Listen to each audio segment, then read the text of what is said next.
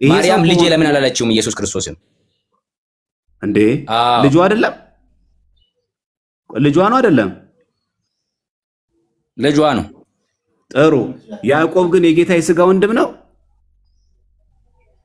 ኢየሱስ በመንፈስ እሱ በስጋ የተወለደ ወንድማሞች ናቸው። ገባኝ። በሥጋ የተወለደ መሆኑን ለምን እዚህ ጋር ወንድም ያላለም? ድንግል ማርያም ኢየሱስ ክርስቶስን ለኢየሱስ ክርስቶስ ሲዘምር ለምን ልጅ ያላለችው?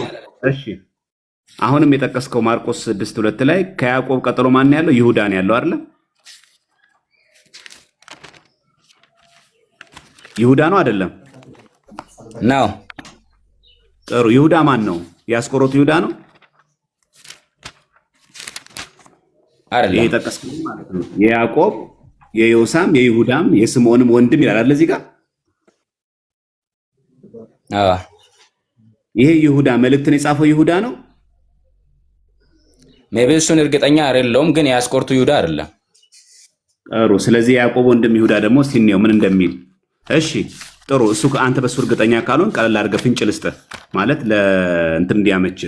ይሄ ያዕቆብ ይሄ ይሁዳ እዚህ ጋር የጠቀሰው የኛ ይሁዳ በደንብ ይኸው የያዕቆብ ወንድም ነው አይደለም? የሥጋ ወንድሙ ነው አይደለም?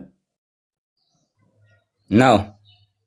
ስለዚህ ይሁዳ ማን እንደሆነ ለመለየት ከፈለክ የዚህ ምክንያቱም ያዕቆብ ዮሳ ይሁዳ ወንድማማች ከሆኑ ይሁዳ የያዕቆብ ወንድም ነው፣ ያዕቆብም የይሁዳ ወንድም ነው ማለት ነው አይደል?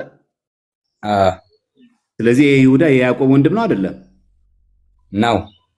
ጥሩ ከሆነ እዚህ መጽሐፍ ቅዱስ ላይ ይሄንኑ ቃል በቃል ተጽፎ ደግሞ ታገኘዋለህ። ራሱ ማለት ነው የተናገረበት። ይኸው ተመልከት። የያዕቆብ ወንድም የይሁዳ መልእክት ይልና የኢየሱስ ክርስቶስ ባሪያ የያዕቆብም ወንድም የሆነ ይሁዳ በእግዚአብሔር አብ ተወደው ለኢየሱስ ክርስቶስም ተጠብቀው ለተጠሩ ይላል። ኦኬ ጥሩ። የያዕቆብ ወንድም አለ እንጂ ለምንድን ነው የጌታ ወንድም ያላለው? ኦኬ የጌታ ወንድም ያለበት ምክንያት ኢየሱስ ክርስቶስ ሰው ብቻ ሳይሆን አምላክም ስለሆነ ነው እኮ። በስጋ ወንድሙ ነው ኢየሱስ ክርስቶስ ከድንግል ማርያም ነው የተወለደው፣ በመንፈስ ቅዱስ ነው። እነሱ ደግሞ ከዮሴፍ ነው የተወለዱት። ይሄን ደግሞ የሚያረጋግጥልህ የብሉይ ኪዳን መጽሐፍ ልስጥ። ጥሩ። ቆይ ከዛ በፊት መጀመሪያ ያዕቆብ ከመጽሐፍ ቅዱስ ይሄን ጥያቄው አንተ እኮ ያመጣውን ጥቅስ መጀመሪያ መጨረሻ እሱ መጀመሪያ እንጨርሰው። እሱን ጥቅስ መጀመሪያ ችግር የለውም። እሺ ጋር የያዕቆብ ወንድም ይሁዳ ሲል ለምን የጌታ ወንድም አላለም እዚህ ጋር? ኦኬ የጌታ ወንድም የሚልበትም ላሳይ ሌላ ቦታ። ቆይ ለምንድን ነው እዚህ ጋር ያላለው? ታሳየኛለህ። የጌታ እዚህ ጋር አላለም። ገላትያ ምዕራፍ 1 ቁጥር 18 ጋር ሄድልኝ። የጌታ ወንድም የሚለውን ልስጥ። ለምንድን ነው ያላለው እዚህ ጋር? የጌታ ወንድም የሚለው ልስጥ። ገላትያ ምዕራፍ 1 ቁጥር 8 ሂድ። ቁጥር 18 ሂድ። ታሳየኛለህ። ይሄ ለምንድን ነው ያላለው? ይሄ ጸሐፊው ነው የሚያውቀው ያለለበት ምክንያት። አሁን የጌታ ወንድም እንደሆነ ገላትያ ምዕራፍ 1 ቁጥር 18 ሂድ። ቆይ ረጋ ብለህ አሁን ደቸሳ መጀመሪያ ትሆንህን ቀነስ አድርገህ ረጋ ብለህ ማውራት ሞክር። የኢየሱስ ክርስቶስ ባሪያ አየህ፣ የኢየሱስ ክርስቶስ ወንድም አላለም። የኢየሱስ ክርስቶስ ባሪያ ነው። ያዕቆብ ደግሞ ወንድም ነው ያለው። አዎ የያዕቆብ ወንድም ነው፣ የኢየሱስ ባሪያ ነው። ቆይ አዳምጠኝ። የኢየሱስ ክርስቶስ የሥጋ ወንድም ከሆነ የያዕቆብ ወንድም ብሎ ከመጠራትና የጌታ ወንድም ብሎ ከመጠራት የትኛው ነው ክብር? የጌታ ወንድም እንደሆነ ከመጽሐፍ ቅዱስ አሳያለሁ። ይሄ ጻፊው ነው የሚወስነው። ወይ ደቻሳ በእናትህ በደንብ አዳምጠኝ እባክህን። የያዕቆብ ወንድም ከመባልና የጌታ ኢየሱስ ክርስቶስ ወንድም ከመባል የትኛው ነው ክብር ያለው? የጌታ ኢየሱስ ክርስቶስ ወንድም መባል። ለምን እንደዛ አላለም? እዚህ ጋር እንደዛ ያለለበት ምክንያት ኢየሱስ ክርስቶስ ለሁላቸውም ጌታና ገዢ ነው።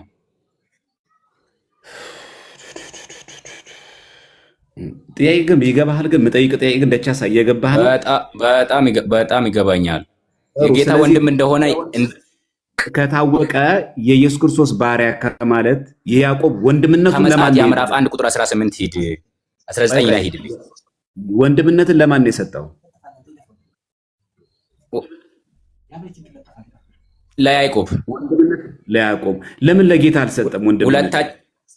ሁለታቸውም ከስጋ ስለተወለዱ። ከስጋ የተወለዱ። ይሄ ደግሞ ሁለታቸውም ከዮሴፍ እና ከማርያም በስጋ ነው የተወለዱት። እሺ በስጋ የተወለዱት መሆናቸውን እስቲ ማስረጃ ንገረኝ። ቅድም ነግሬያለሁ። የኢየሱስ ወንድሞች ብሎ ያዕቆብ፣ ይሁዳ፣ ዮሳ የሚለውን አሳይቻለሁ። ማርቆስ ደግሞ እርግጠኛ የማደርግልህ ቦታ ሂድና አንብብ። ገላትያ ምዕራፍ 1 ቁጥር 19 ገላትያ 1 መጨረሻ ነው አንድ ድል የምሰጥህ። ከዛ ላይ ካልመለስክልኝ ከአንተ ጋር ልደናቆርም ደቻሳ በቃ ምን የምጠይቅም ጠይቄ የገባህም አይመስለኝም። ገላትያ ምዕራፍ 1 ቁጥር 19 አንብብልኝና ትጠይቀኛለህ። እሺ። ነገር ግን ከጌታ ወንድም ከያዕቆብ በቀር ከሐዋርያት ሌላ አላየውም ይላል። እሺ ዩሲ አንብበው እስኪ ደግመህ በእናትህ። ከጌታ ወንድም እየሰማኸኝ ነው? ግን ምልህ ግን አዎ ከጌታ ወንድም ከያዕቆብ በቀር ከሐዋርያት ሌላ አላየውም አለ። ጥሩ። የጌታ ወንድም የተባለው በስጋ ከእመቤታችን ተወልዶ ነው ይላል ታዲያ? አዎ። ማስረጃ ማርቆስ ምዕራፍ 6 ቁጥር 2 ላይ ያለውን አንብብ። በስጋ ተወልዶ ይላል ከማርያም። የኢየሱስ ክርስቶስ ወንድም እንኳን ነው የሚለው ወዳጄ። እሺ አንድ የመጨረሻ እድሌ ከገባህ ማለት ነው። ካሁን በኋላ አልደግምልህም። እሺ ሐዋርያት ሥራ ምዕራፍ 1 ሄድልኝ ከፈለክ። ይቅርታና እሺ ቴዲ እሱን ከማንበብ በፊት ይቅርታና አሁን የተነበበው ላይ ያዕቆብ ከሐዋርያት መካከል ከያዕቆብ በቀር የለም ነው የሚለውና ሐዋርያ ነው ጎስፕል ደቻሳ አቤት ወይ ከሐዋርያት መካከል ነው ያዕቆብ የጌታ ወንድምን እንጂ ከሐዋርያት መካከል ማንንም አላየውም እኮ ነው የሚለው እኮ ከሱ በቀር ከሐዋርያት ሌሎቹን አላየውም እሱም ብቻ ነው ያየሁት ነው እያለ ያለው አይደል? አዎ የጌታ ወንድም ያዕቆብን አይቻለሁ። ከሱ በቀር ግን ሌሎች ሐዋርያትን አላየውም። ከሐዋርያት መካከል ከጌታ ወንድም ከያዕቆብ በቀር ሌላ የለም እያለ ነው። በደንብ አንብብ። ይኸው ተነበበ እኮ በደንብ ከጌታም ወንድም አይደል? አልተነበበልህም? ከጌታ ወንድም ከያዕቆብ በቀር ይላል። የምታወራው ቶሎ ቶሎ መልስ እንጂ። አይደለም እሱ ሩቅ ነው ያለው። ሌላ ሰው እያማከርኩ አይደለም። ቅድም ስታማክር ነበር። እሺ ነገር ግን ይኸው አይደለም ጥቅስ አውጣልኝ ነው ያልኩት። ከያዕቆብ በቀር እሺ ከጌታ ወንድም ከያዕቆብ በቀር ከሐዋርያት ሌላ አላየውም። ሌላ አላየው ማለት እሱ ሐዋርያ ነው። ሌሎች ናቸው ያልታዩት አይደለም? አይደለም። ሜቢ እኔ አማርኛ አልችልም። እንደኔ አማርኛ ማትችል ከሆነ አላውቅም። ኦኬ እኔ የማልችለው ሜቢ እንደኔ ከሆንክ ብዬ ነው። እሺ ለማንኛውም ነገር ግን ከጌታ ወንድም ከያዕቆብ በቀር ከሐዋርያት ሌላ አላየውም ነው የሚለው። ሌላ የለም ከሐዋርያት ከማ በቀር ከጌታ ወንድም ከያዕቆብ በቀር ነው የሚለው። ስለዚህ ሌሎች ሐዋርያት የለውም እሱ ብቻ ነው ያለው እያለ ነው። አንተ አማርኛ ቅድም እንዳልከው ስለሚቸግር እንግዲህ ምንም ልንረዳ አልችልም፣ ግን መጽሐፉ እንደዛ ነው የሚለው። ቀጥል በቃ ችግር ከሐዋርያት እኮ ነው ያላየው እሱ።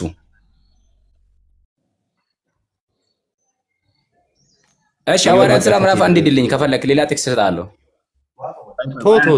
ሌላ ጥቅስ እሰጥሃለሁ። ሐዋርያት ምዕራፍ 1 ሂድልኝ።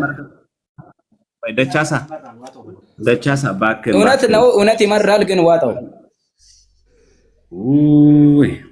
አሁን በባዶ በዚህም ጉራ አለ። እንደመለሰ ሰው አክት ታደርጋለህ ደቻሳ። ኧረ ተው እግዚአብሔርን ፍራ አንዳንዴ። አሁን እንደመለሰ ሰው ነው አክት የምታደርገው። እስቲ ሐዋርያት ሥራ ምዕራፍ 1 ቁጥር 13 አንብብልኝ። ቆይ ሚዩት አድርግና አዳምጠኝ። ክርስቶስ የጸራቢው ልጅ ነው?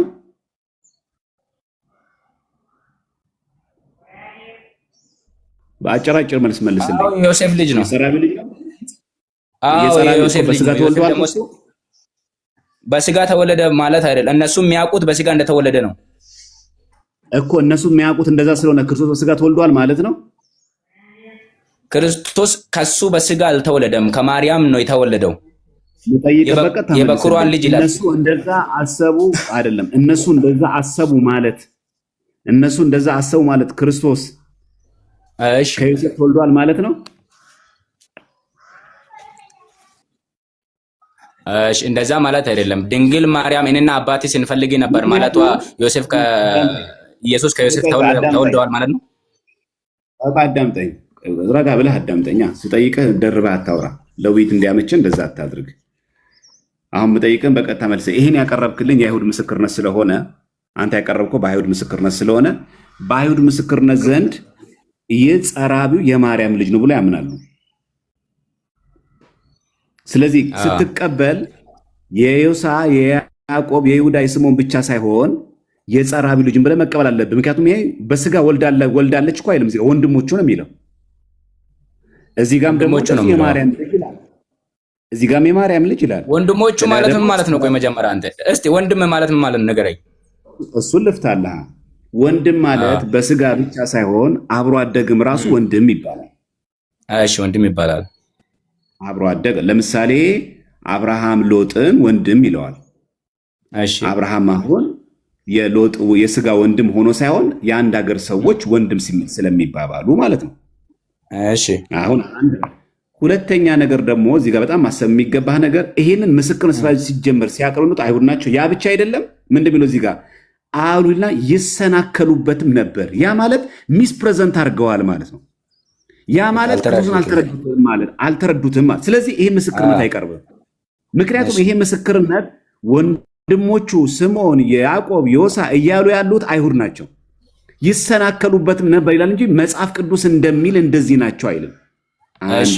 ሁለተኛ የነሱን ቆይ ሚት አድርገህ መጀመሪያ አዳምጠኝና ከዛ በኋላ ተሳስቼ ከሆነ ትነግረህ ለትምህርትም እንዲሆን ነው። ምክንያቱም አሁን ለዲቤት ለውይይቱ አንተ ብዙም እንትን ቋንቋ ያስቸግረኝ ስላልክ እዚህ ጋር ብዙም ጊዜ ባንገድልና ከዛ ይሄኛው ኢንተርፕሪቴሽን ስህተት ነው ትለኛለህ። እኔ አሁን የምፈልገው መሰረታዊ ጉዳይ ልንገርህ። ይሰናከሉበትም ነበር ሲል ይሄንን ቆመ ማየት አለብን መጀመሪያ። ምክንያቱም ንግግሩ ራሱ የአይሁድ ምስክርነት ስለሆነ ይሄንን ደግሞ የአይሁድ ምስክርነት መጽሐፍ ቅዱስ እንዳለ ይሰናከሉበት ነበር ብሎ ነገረ። አንድ ሁለተኛ የማርያም ልጆች የሚል አንድ ቦታ መጽሐፍ ቅዱስ ጠቅሶ የለም። ሁለተኛ ዮሴፍ ከእመቤታችን ቅድስት ድንግል ማርያም ጋር አብሮ ክርስቶስ ከሚወለድ በነበረበት ጊዜያት ባሏ ሚስቱ ሲል አናገኘው። አንድ ቦታ የመጽሐፍ ቅዱስ ክፍል ላይ አናገኘው። የትኛው የመጽሐፍ ቅዱስ ክፍል ላይ ነው ባሏ ሚስቱ የሚለው? የትም ቦታ የለም። ግን ምንድን ነው እነሱ እንደመሰላቸው ነው መጽሐፍ ቅዱስ እንደሚለው እነሱ እንደመሰላቸው የዮሴፍ ልጅ እንደመሰላቸው። ምክንያቱም የሚመስላቸው እነሱ እንደዛ ስለሆነ ነው። ይሄን የነገረ ማነው? ሉቃስ ወንጌል ላይ ነው። ይሄው ላሳየ እዚህ ጋር የሉቃስ ወንጌል ምዕራፍ 3 ቁጥር 23 ተመልከት። ምን ይላል? ኢየሱስ ሊያስተምር ሲጀምር እድሜው 30 ዓመት ያህል ኖሮት ነበር ይልና እንደመሰላቸው የዮሴፍ ልጅ ሆኖ እንደመሰላቸው ነው። መምሰልና መሆን ይለያያል። አየህ እዚህ ጋር የሚናገረው እንደመሰላቸው የዮሴፍ ልጅ። ስለዚህ የጸራቢው ልጅ አይደለምን ይላሉ። ስለመሰላቸው ነው እነሱ ስለመሰላቸው። ግን አይ ክርስቶስ እኮ በግብረ መንፈስ ቅዱስ አልተወለደም፣ የተወለደው እኮ በሰው አይነት ሩካቤ ስጋ የዮሴፍ ልጅ ነው አንልም። ኑፋቄ ነው፣ ክህደት ነው። ግን እነሱም እንደሚለው እዚህ ጋር መጽሐፍ ቅዱስ እንደመሰላቸው ነው የሚለው። ስለዚህ የአይሁድ ምስክርነትን አንወስድም። ምክንያቱም እነሱ ስለመሰላቸው ክርስቶስ የዮሴፍ ልጅ ነው አንልም። እኛ የእግዚአብሔር ልጅ ነው ብለን የምናምነው። አንድ ይሄን ምስክርነት መውሰድ ምን አደጋ አለው? እንዳለ ብንወስደውስ ምን ችግር አለው ካልን ደግሞ እንዲህ የሚላላ ይህንን ጥበብና ተአምራት ከወዴት አገኘው ካለ በኋላ ምንድን ነው የሚለው እዚህ ጋር? ይህ የጸራቢው ልጅ አይደለምን? በዚህ ምስክርነት እንሂድ ከተባለ ለምንድን ነው እዚህ ጋር ሄደን እየሰማኝ ነው ደቻሳ? አዎ እየሰማሁ ደቻሳ። በዚህ ምስክርነት የምትሄድ ከሆነ ይህ የጸራቢው ልጅ አይደለምን? እናቱስ ማርያም ትባል የለምን? ወንድሞቹስ ያዕቆብና ዮሳ፣ ስምዖን፣ ይሁዳ አይደሉምን ይላል። አሁን በዚህ መሰረት ጠይቅ ልጠይቅህ፣ ይህ የጸራቢው ልጅ አይደለም የሚለው ትክክል ነው? እሺ ትክክል ነው። ኦኬ ይህ የጸራቢው ልጅ አይደለምን የሚለው ኢየሱስ ክርስቶስ በስጋ ዮሴፍ እንደተወለደ ነው የሚያውቁት እነሱ። ያሳደገውና አባቱ ሆኖ ያሳደገው ዮሴፍ ስለሆነ ይኸውልህ ደቻሳ ልክ ነው እኮ። አሁን እኮ የምንግባባው ነገር ላይ ኢየሱስን ክርስቶስ አዳምጠኝ፣ ዮሴፍ ስላሳደገው ነው አለም ዮሴፍ ልጅ የተባለው እንጂ በስጋ አልወለደውም አይደል? አዎ። ግን እነሱም ምን ብሎ ያምናሉ? እና ያዕቆብን ደግሞ ወለዳቸው። እመጣለሁ። ቆይ ይህ የጸራቢው ልጅ ነው ሲያስቡ እነሱ ግን በመንፈስ ስላሳደገው ነው ልጁ ሆኖ ስላሳደገው ነው ብሎ ነው የሚያምኑት? ወይስ ደግሞ ከማርያም ጋር ተገናኝቶ እንደ ሰው ተወልዷል ብሎ ነው የሚያስቡት? ይህን ሲናገሩ ሜቢ ከእነሱ ጋር ስላልነበርኩኝ ሀሳባቸውን ላልረዳ እችላለሁ። እውነት ነው። አሁን የትክክለኛ ምላሽ ይሄ ነው። በቃ አየህ። ግን አሁን እዚህ ጋር ምን ይላል? እዚህ ጋር ስትጨርስ ራሱ እንኪያስ ይህን ሁሉ ከወዴት አገኘው? ተሰናከሉበትም። የቅድም አንተ የጠቀስከው የማርቆስ ወንጌል ላይ እንደዛ ነው የሚለው። አሁን የጠቀስኩልህ የማቴዎስ ወንጌል 13:53 ጀምሬ ነው። የቅድሙም ይሄኛው ምን እንደሚለው ተሰናከሉበት። አሁን አንተ የምትወስደው ይሄ ማስረጃ ከሆነ ያ ማለት ይሄው እዚህ ጋር ያዕቆብ ይላል፣ ይሄ ወንድሞቹ ይላል ካልክ እዚህ ጋርም እኮ የጸራቢ ልጅም እኮ ይላል። አይ ወንድሞቹ የሚለው ቃል ቆይ አዳምጠኝ ደቻሳ። ወንድሞቹ የሚለው ቃል እሺ ልመልስልህ። ቆይ አዳምጠኝ በእናትህ ደቻሳ እባክህን። ወንድሞቹ ያዕቆብ፣ ዮሳ፣ ስምዖን የሚለው ይሁዳ የሚለው በደምብ ስማኝ። ይሄንን የሚለው በቁሙ የስጋ ወንድም ነው ብለን ከተረጎምን ለምን እዚህ ጋር የስጋ ብለን አልተረጎምን? ኦኬ ለምን እዛ ጋር እንዳልተረጎምንምና እዚህ ጋር ለምን እንደምንተረጎም ልንገር እኔ። እሺ ከመጽሐፍ ቅዱስ ማለት ነው። ትንቢተ ሚክያስ ምዕራፍ 5 ቁጥር 3 ላይ የተነገረ ትንቢት አለ። ስለዚህ ወላዲቱ እስክትወልድበት ጊዜ ድረስ አልፎ ይሰጣቸዋል፣ የቀሩትም ወንድሞቹ ወደ እስራኤል ልጆች ይመለሳሉ ይላል። እሺ እሺ ድንግል ማርያም ከኢየሱስ ክርስቶስ ውጪ ሌላ እንደምትወልድ በትንቢት ተነግሮ ነው ያለው። ጭራሽ? አዎ። የትኛው ጋር እንደዛ የሚለው? ትንቢተ ሚክያስ ምዕራፍ 5 ቁጥር 3 አንብብ። እሺ መድኃኒዓለም። እሺ ትንቢተ ሚክያስ ምዕራፍ 5 ሚልኪያስ ነው ሚክያስ? ሚክያስ። እሺ ሚክያስ ሁለት ስለሆኑ ነው። ምዕራፍ 5 ቁጥር ስንት? ከቁጥር 1 ተነስተ ለምሳሌ ከቁጥር 2 አንብብ በቃ። እሺ አንቺም ቤተልሔም ኤፍራታ ሆይ አንቺ በይሁዳ አላፋት መካከል ትሆኚ ዘንድ ታናሽ ነሽ፣ ከአንቺ ግን አወጣጡ ከቀድሞ ጀምሮ ከዘላለም የሆነ በእስራኤልም ላይ ገዢ የሚሆን ይወጣልኛል። እሺ ስለዚህ ወላጅቱ እስከምትወልድበት ጊዜ ድረስ አሳልፎ ይሰጣቸዋል። እሺ ማን አሳልፎ ይሰጣቸው? ቀጥሎ ያለውን አንብብልኝ። እሺ የቀሩትም ወንድሞቹ ወደ እስራኤል ልጆች ይመለሳሉ። ምን ማለት ነው እኮ ንገረኝ። ምን ማለት ነው? አንተ እኮ ነው ያመጣኸው። ኦኬ ምን ማለት እንደሆነ ልንገርህ። እሺ ስለ ቤተልሔም የተነገረ ትንቢት ነው። እሺ ቤተልሔም ከይሁዳ ቤተልሔም ማርያም ናት አይደለችም? ስለማን የጠቀስከው ይህን ጥቅስ? ኦኬ አይደለም፣ ስለ ቤተልሔም ነው የሚያወራው። እሺ እኮ ማለት ነው የማርያም ምሳሌ ናት። ገዢ ወይ ደግሞ ጌታ ከቤተልሔም እንደሚወጣ ይናገርና ገዢ ኢየሱስ ክርስቶስ ከቤተልሔም እንደሚወጣ ይናገርና ወላዲቱ እስከምትወልድበት ጊዜ ድረስ ይላል። እሺ አሳልፎ ይሰጣቸዋል። ወላዲቱ ማን ናት? ማርያም። እሺ የቱ ጋር ነው እንደዛ የሚለው? ወላዲቱ ማርያም ናት የሚል ጥቅስ የቱ ጋር ነው ያለው? ኢየሱስ ክርስቶስ የወለደችው ማን ነች? ማርያም ናት። ማርያም ናት። ከይሁዳ ነገድ የወጣው ገዢ ማን ነው? ኢየሱስ ክርስቶስ ነው። ኢየሱስ ክርስቶስ ነው። ስለዚህ ወላዲቱ የወለደችው ገዢውን ነው። እሺ ለዘላለም የሚገዛ ከአንቺ ይወጣል ነው ያለ ያለው ለቤተልሔም። ስለዚህ ቤተልሔም የማርያም ምሳሌ ናት አይደለም? ቤተልሔም ኢየሱስ ክርስቶስ የተወለደበት ስፍራ ነው። ዳጄ ገባኝ። ይኸው በደንብ ስማኛ። ስለዚህ አሁን እኔ ቤተልሔም ጋር አይደለም፣ የኔ መልስ ቤተልሔም ጋር አይደለም ያለው።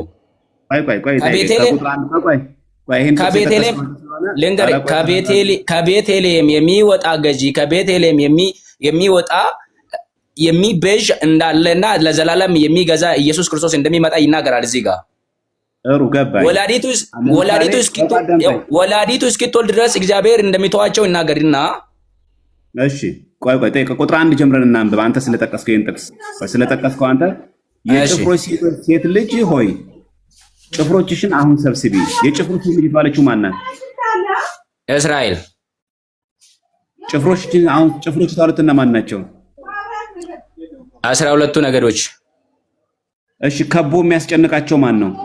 ጠላት የእስራኤል ፈራጅ ጉንጩ በበትር ይመታሉ ማን ነው? የእስራኤል ፈራጅ የተባለው ማን ነው? እግዚአብሔር። ጉንጩን በበትር ይመታሉ የተባለው ማን ነው?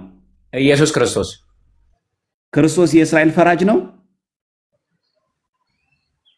ክርስቶስ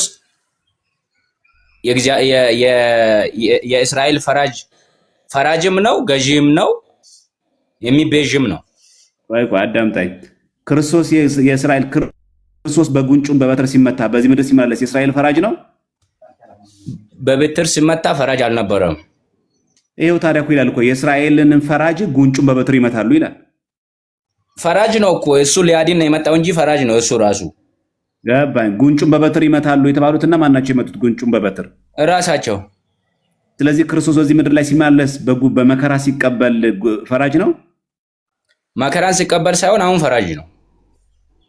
መከራ ሲቀበልስ? መከራን ሲቀበል ከፍርድ ሊያወጣ ነው የመጣው። ፈራጅነትስ የለውም? ስልጣኑ ትቶ ነው የመጣው። ክብሩን ሁሉ፣ ፈራጅነቱን ሁሉ፣ አምላክነቱን ሁሉ ራሱን ባዶ አድርጎ ነው የመጣው። የባሰ አታምጣ። ስለዚህ ክርስቶስ ወደዚህ ምድር ሲመጣ ፈራጅነቱን አምላክን ትቶ ነው የመጣው። ራሱን ባዶ አድርጎ ነው የመጣው። ፊልጵስዩስ ምዕራፍ 2 ከቁጥር 6 አንብብ። ወይ በዚህ ምድር ሲመላለስ ክርስቶስ አምላክን ትቶ ነው የመጣው። ኢየሱስ ክርስቶስ ሰውም ነው አምላክም ነው ወዳጄ። ነገር ግን ራሱን ባዶ አድርጎ ክብሩን ሁሉ ትቶ ዝቅ ብሎ በቃ አየህ፣ ይሄንን ነው አሁን ይሄ መጽሐፍ ቅዱስ የሚለው የእስራኤልን ፈራጅ ጉንጩም በበትር ይመታሉ። ስለዚህ ጉንጩም በበትር ሲመታ ያማን ነው? የእስራኤል ፈራጅ። ምኑን ተመታ? ጉንጩ። በምን? በበትር። ማን? አይሁድ። ጉንጩም ማን ነው? ወዳጅ ይሄ ትንቢት ነው፣ መገለጥ ነው። ባይዘው በጣም ማየትና ማስተዋል ያለብህ ነገር። እሺ ኢዮብ የምትለው ነገር ሰውየው እያወራው ያለው መገለጥ ነው። እሺ እኔ በቃ ሜቢ ስለመገለጥ የማታውቅ ከሆነ ልነግርህ እችላለሁ። አይ እንትን ሆነ ምንም ማስረጃ የሌለው ድርቅና ነው እየሆነ ያለውና ለምሳሌ እንደዚህ አይነት እንትን ከራስ እንኳን መምህራኖች አንተ ማስረጃ ቢባል አይን ያልኩኝ የሚሆን ከሆነ እንትን አይኖረውምና አስቸጋሪ ነው። አንድ ጥቅስ ብቻ ላንብብልህና ምናልባት እሱ ላይ ያለህን ምልከታ ከነገርከኝ እንትን ይላል። ዮሐንስ ወንጌል ምዕራፍ 9 ላይ እንደዚህ ይላል።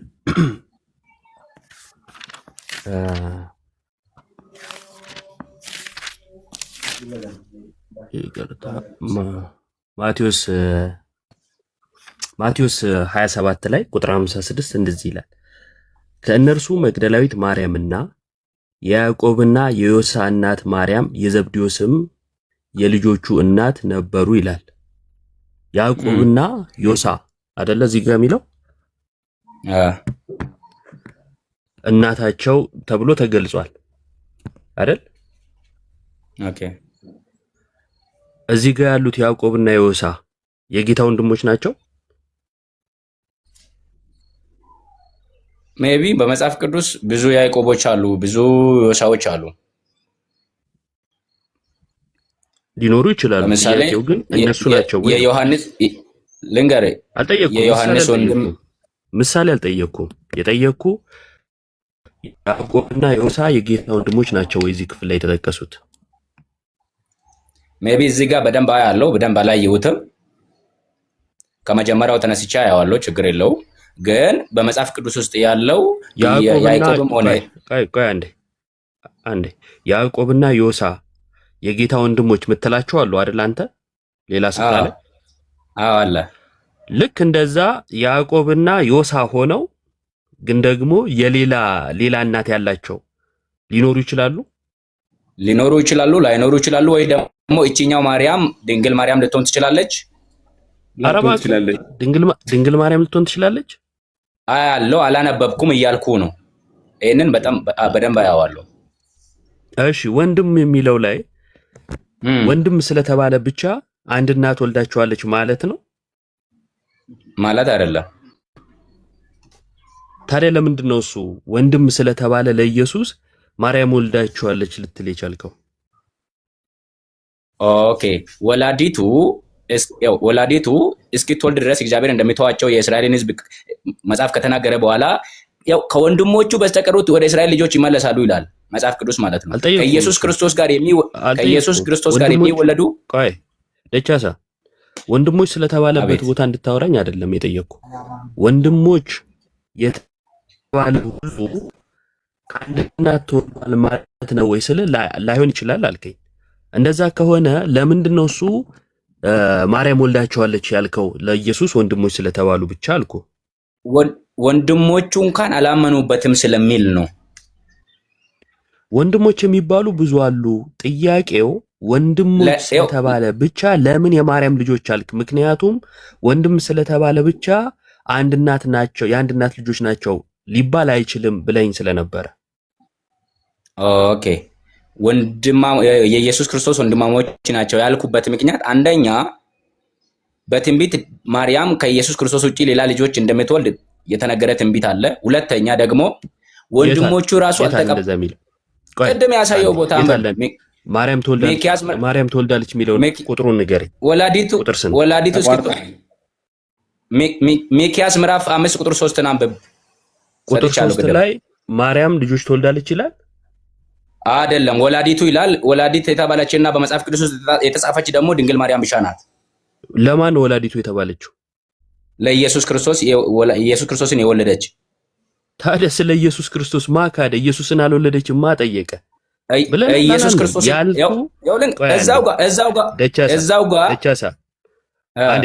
አንዴ እኔ ኢየሱስን አልወለደችም አላልኩም። ያለሱ ልጅ የላትም ነው እንደውም እያልኩ ያለሁት። አሁን ወላዲቱ የተባለችው ለኢየሱስ ነው። 4 ነጥብ። ቆይ አንዴ ኦኬ ኢየሱስ ነው በቂ ነው። ሌሎችን ትወልዳለች። እዛው ጋር ያለውን ቃል ልንገርህ እኮ ስማ፣ ሐሳቤን እንድጨርስ እንጂ ስርስሬ ለምን ታወራለህ? ሌሎች ልጆችን ትወልዳለች የሚለውን ትንቢት አሳየኝ ነው ያልኩ። አዎ እዛው ቁጥር 3 አንብብ። ሚክያስ 5 ቁጥር 3 አንብብ። እሺ ቁጥር 3 5 ቁጥር 3 አዎ ስለዚህ ወላዲቱ አመጣ እስክትገላገል ድረስ እስራኤል ትተዋለች። እሺ የተቀሩት ወንድሞቹም ተመልሰው ምን አልከኝ? ምን አልክ? ደቻሳ እስራኤል ትተዋለች ማለት እግዚአብሔር ይተዋታል ማለት ነው እስራኤልን። እሺ ቀጥታ ትተዋለች። ትክክል ትተዋለች። የቀሩትም ወንድሞቹም ተመልሰው ከእስራኤል ጋር ይቀላቀላሉ።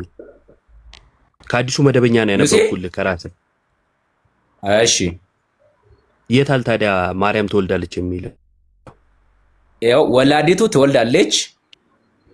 ወላዲቱ ከምትወልደው የማወላዲት የኢየሱስ ናዝሬቱ በኢየሱስ አይደል? አዎ ኢየሱስ ክርስቶስን የምትወልድ በቃ የሌሎቹን አንጣ። የሌሎቹን ደቻሳ የሌሎቹን ወንድሞች ወደ እስራኤል ልጆች ይመለሳሉ ይላል ወዳጄ። አዎ እሺ ቆይ አንዴ አትበሰጫጭ ወዳጄ። ምንም ሳታቅ በዛ ላይ በድፍረት ከቅድም ጀምሮ እየተነገረ ምንም አለማወቅ እየታየ ልክ እንዳዋቂ ስትበሰጫጭ እኔ ደግሞ እንትን አልልህም እና ምን የምታውቀው ነገር የለም። ልክ እያስረዳህ አረኔ አዋቂ ስርስር ያታወራ። አንዴ ሚዩት አድርግ፣ ሐሳቤ ልጨርስ። ስርስራችን እያወራ ከዛ እንዳዋቂ በጌታ በኢየሱስ ምናምን ትላለህ። ምን የምታውቀው ነገር የለም እና ተረጋጋ። እንደዛ አይነት ነገሮችን በማለት አዋቂ ለመምሰል መሞከር ጥሩ አይደለም። እዚህ ስፍራ ላይ በአዲሱ መደበኛ በራስ መጽሐፍ እንኳን አነበብኩልህ። ማርያም ሌሎች ልጆች ትወልዳለች የሚል ትንቢት የለም። አይደለም አንተ ካንተ የተሻሉ የሚባሉ ስኮላሮችም እንደዛ አይነት ነገር አላሉ። በትንቢት ማርያም ሌሎች ልጆች ትወልዳለች የሚል የለም። ካለ እንደው ካንተ ከተሻሉ ሰዎች ታመጣለህ። አንተ ምንም እንትን እያልክ ስላልሆነ ማለት ነው። ሲቀጥል የጠየቅኩን ማለት በዚህ ጉዳይ ላይ የተብራራ ወይም ትንሽ ጠለቅ ያለ ንባብ እንደሌለ ይኸው እኮ ለምሳሌ ማቴዎስን እንኳን እኮ ጨርሳ አላነበብከው። ስለዚህ እንዳዋቂ ራስን መሳል ጥሩ አይደለም። በጉዳዩ ላይ ሰፋ ያለ ጥናት አለማድረግን ያሳያል። አንድ የመጨረሻ ጥያቄ ላቅርብልህ። ማቴዎስ ወንጌል ምዕራፍ 1 ላይ ምን ይላል? የጌታ የኢየሱስ ክርስቶስ የትውልድ መጽሐፍ አይደለ? ጎስፕል ማነው? ደቻሳ አቤት። ማቴዎስ ወንጌል ምዕራፍ 1 ላይ የጌታ የኢየሱስ ክርስቶስ የትውልድ መጽሐፍ ይላል። አዎ እሺ ትውልዱን እየቆጠረ ሄድና ማጋ ይቆማል።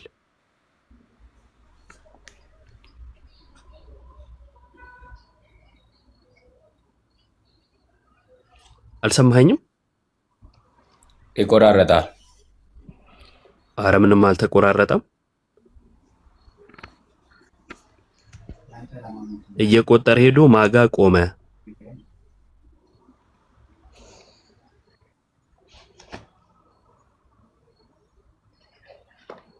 አረ ደቻሳ መልስልኝ።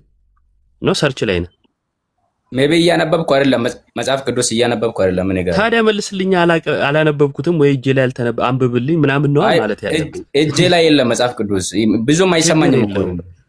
ችግር የለውም። እሺ ይኸው እዚህ ጋር እኮ ወጥቶላል ስክሪኑ ላይ ቁጥር 16 ጋር ያው ከላይ ጀምሮ ከሌ ከሌን ወለደ ከሌ ከሌን ወለደ እያለ ይመጣና ቁጥር 16 ላይ ምን ይላል? አልዓዛርም ማታንን ወለደ፣ ማታንም ያዕቆብን ወለደ፣ ያዕቆብም ክርስቶስ የተባለውን ኢየሱስን የወለደች የማርያም እጮኛ ዮሴፍን ወለደ ብሎ ያቆማል አይደለ? እሺ ለምን ዮሴፍ ላይ ቆመ? የኢየሱስ የትውልድ መጽሐፍ አይደለ? ለምን ዮሴፍ ላይ ቆመ?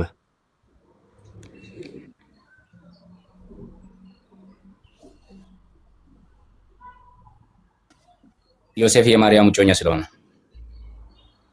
ታዲያ በስጋ እኮ አይወልደውም። የትውልድ መጽሐፍ ነው። ትውልዱን ነው እየዘረዘረ ያለው። ስለዚህ ማርያም የዮሴፍ እጮኛ ናት።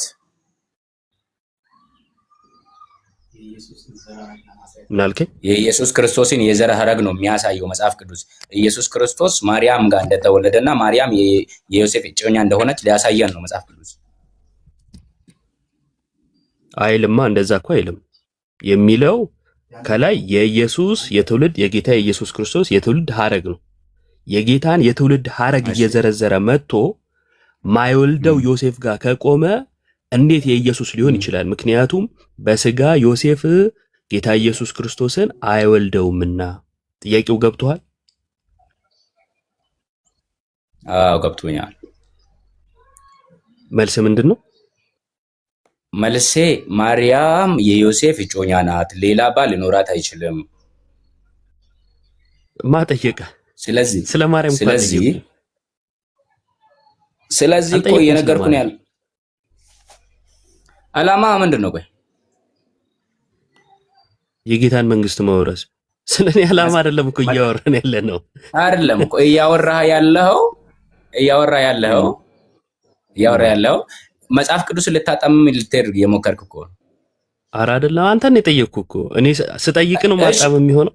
እሺ እኔ አሁን ለምሳሌ ማለት እኔ አታውቅም ብለኛል አይደል? እኔ አላውቅም፣ አልተማርኩም። ሜቢ እኔን ትምህርት ደረጃ አታውቅም። እሺ አንተ ከዛ አንተ መልስልኝ ልትለኝ ነው። ቆይ ለምንድን ነው ዮሴፍ ጋር የቆመው? ይሄንን ጥያቄ መልስልኝ። ለምን? ምክንያቱም ዮሴፍ ጋር የቆመው በስጋ አይወልደውምና፣ በስጋ አይወልደውም። ምንም አይነት ዝምድና የላቸውም ማለት ከኢየሱስ ጋር። በአንተ ትምህርት ዮሴፍ የስጋ ዝምድና ማለት ነው። በአንተ ትምህርት ዮሴፍ የማርያም እጮኛ ነበረ እያልኩ ነው ወዳጄ። ከኢየሱስ ጋር በስጋ ይዛመዳል ዮሴፍ ከኢየሱስ ጋር ከዳዊት ዘር መሆኑ ያዛምደዋል። እሺ የዮሴፍን ዘር ቁጠርልኝ፣ ከኢየሱስ ጋር እንዴት እንደተገናኘ አንብባ። ከመጽሐፍ ቅዱስ ከላይ አታነበው እኮ ንገረኛ። ይዛመዳል አልከኝ። እንዴት ነው የተዛመደው የሚለውን አንዴ አሳየኝ አልኩ። አልተቃወምኩም እኮ ግን አሳየኝ ያልኩ። ገብቶኛል። ከላይ ቀጥታ ያለውን አንብብ፣ እንዴት እንደመጣ ይኸው። አየሁት። አሳየኝ አንተ አሁን።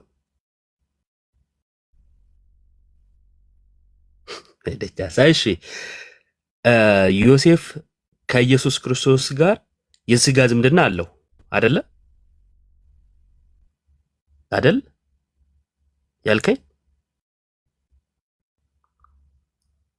ኧረ ደቻሳ ቶሎ መልስ እባክህ።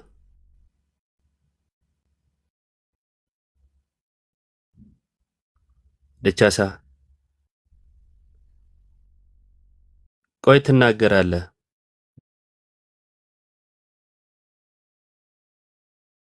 ወጣ ዋና ነጥብ ላይ ደርሰን ጥሩ ነገር ነው ባይዘው ያለው ኢየሱስ ማነው ዮሴፍ ለክርስቶስ የስጋ ዘመድ ነው ካለ ያበቃ ነበር ውይይቱ። ምክንያቱም በመጽሐፍ ቅዱሳችን ላይ ሰው ወደ ገዛ ዘመዱ ሊገባ አይችልም፣ ማለትም አፍረተ ስጋን አትቅለጥ ወደ ገዛ ዘመድ ላይ ይላል። ስለዚህ ላትስባት የላቸውም። ይኸው አንተ ራሱ እንዳለን ዮሴፍ የትውልድ ሐረጉ ሲነገር የክርስቶስ ዮሴፍ ላይ የቆመው እና የስጋ ዝምድና ማይኖር ከሆነ የኢየሱስ የትውልድ ሐረግ መባሉ ስህተት ይሆናል። ስለዚህ አይ የስጋ ዝምድናማ አላቸው አለ። በጣም ጥሩ። የስጋ ዝምድና ካላቸው በሙሴ መጽሐፍ ላይ በግልጽ እግዚአብሔር እንደተናገረን ሰው ወደ ገዛ ዘመዱ አይግባ፣ ዘመዱ ከዘመዱ ጋር በእንደዚህ በሩካቤ ምናምን ማለት ነው የለም ግንኙነት ይላል። ስለዚህ ማርያም ላትስባትና ከዮሴፍ ወልዳለች የሚለው ተረት ሆኖ ያበቃል ማለት ነው። የመጨረሻ ማርያም ከኢየሱስ በቀር ልጆች ሊኖራት የማይችልባቸው ምክንያቶች አሉ፣ ወይንም ደግሞ የላትም ብለን የምናምንበት እውነታ አለ ማለት ነው። ወንድማችን ልታወራ ፈልጋል፣ ቀጥልና እኔ መጨረሻ ላይ ሐሳብ እንትን እንዳለው እግዚአብሔር ይስጥልኝ። እሺ ዮባይ። አዎ ቴንክ ዩ ዮ። ኦኬ ልቀጥል። ቆይ እስቲ መዳን በክርስቶስ ከየት ቤተ እምነት ነው? እኔ ፕሮቴስታንት ነኝ፣ ጴንጤ ነኝ እኮ። ከየት ፔንቴኮስታል ነህ? ሙሉ ወንጌል ምንድን ነህ? ፔንቴኮስታል ነኝ። እሺ እመቤታችን ቅድስት ድንግል ማርያም ዘላለማዊት ድንግል ናት? ዘላለማዊት ድንግል ኖ አይደለችም፣ በፍጹም። እሺ እንደዚህ ብሎ የሚያምን ቤተ እምነት ትክክል ነው? ምን ብሎ የሚያምን? እመቤታችን ከክርስቶስ ውጪ ሌላ ልጆች የሏትም ብሎ የሚያምን። ምን አልከኝ? ይቅርታ። ከክርስቶስ ውጪ ሌሎች ልጆች የሏትም ብሎ የሚያምን ቤተ እምነት ትክክለኛ ቤተ እምነት ነው? አይ አንደኛ እንደዚህ የሚል ቤተ እምነት መጽሐፍ ቅዱሳዊ መሰረት ግራውንድ የለውም። መጀመሪያው ነገር ያ ነው። ሌላው ነገር ደግሞ መጽሐፍ ቅዱሳችን ልግለጽልህ። ስምህን ንገረኝ። ስምህን ንገረኝ። ስሜ አስፈላጊ ነው?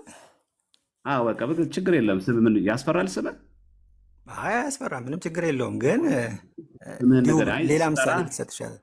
አይ ችግር የለም። አይ በስምህ ምሳሌ ልትሰጥ አይደለም፣ ማን ብዬ ልጥራህ ብዬ ነው።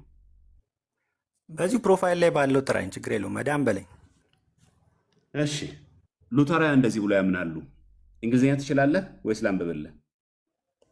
ላንብብልህ ወይስ ምንድን? አንተ አንብብልኝ። ኦኬ እቺ ምልክት ያረካትን ነው አይደል? አዎ። Therefore she is truly the mother of God and nevertheless remained virgin, a virgin ማለት ነው። አንተ ያልከውን እኮ ይሄ አያረጋግጥም። ምንድነው ያልከው? አንተ ያልከው ዘላለማዊ ድንግል ነች ነው ያልከው። ይሄ ምን እንደሚለው? ይሄ የሚለው የእግዚአብሔር እናት ወይንም የክርስቶስ እናት ሆና ቢሆንም ግን ቨርጂን ሆና ቆይታለች ነው፣ ድንግል ሆና ቆይታለች ነው የሚለው። እስቲ ከላይ ጀምረህ አንብበው። ይሄንን ከቁጥር 24 ጀምረህ ሐሳቡ ከወለደች በኋላም ድንግል ነች የሚል ኖ ይሄ ሐሳቡ ከወለደች በኋላ ድንግል ናት አይደለም ነው የሚለው ነው። እንደዛ ነው የሚለው። ከወለደች በኋላ ድንግል ነች ክርስቶስን እንጂ ዘላለማዊ ድንግል ነች አይልማ። ዘላለማዊ ድንግል አዳምጠኝ። ቆይ ደራርበህ አታውራኝ። እኔ ሳውራ ደራርበህ አታውራ። እኛ ዘላለማዊት ድንግል ናት ስንል ምን ማለታችን እንደሆነ መጀመሪያ ተረዳ። እኛ ዘላለማዊት ድንግል ናት ስንል ከክርስቶስ ውጪ ሌላ ልጅ የላትም፣ እሱንም የወለደችው በግብረ መንፈስ ቅዱስ ነው ለምን ምናምነው እንጂ እኛ ዘላለማዊት ድንግል ናት ስንል ክርስቶስንም አልወለደችም እያልን አይደለም። ወላዲተ አምላክ እያልን የአምላክ እናት እያልን እንዲህ በየጊዜው በመዝሙራችን ቆይ ደርበህ አታውራ። እኔ እስከማውራ አትቆደረብ። ሚዩት አድርግና ስማኝ። ሚዩት አንስተህ በህግ ነው ማውራት ያለብን። ደራርበን ካወራ ምኑ ነው የምንግባባው? ሚዩት አድርገውና በራስህ እጅ ሚዩት አድርግና።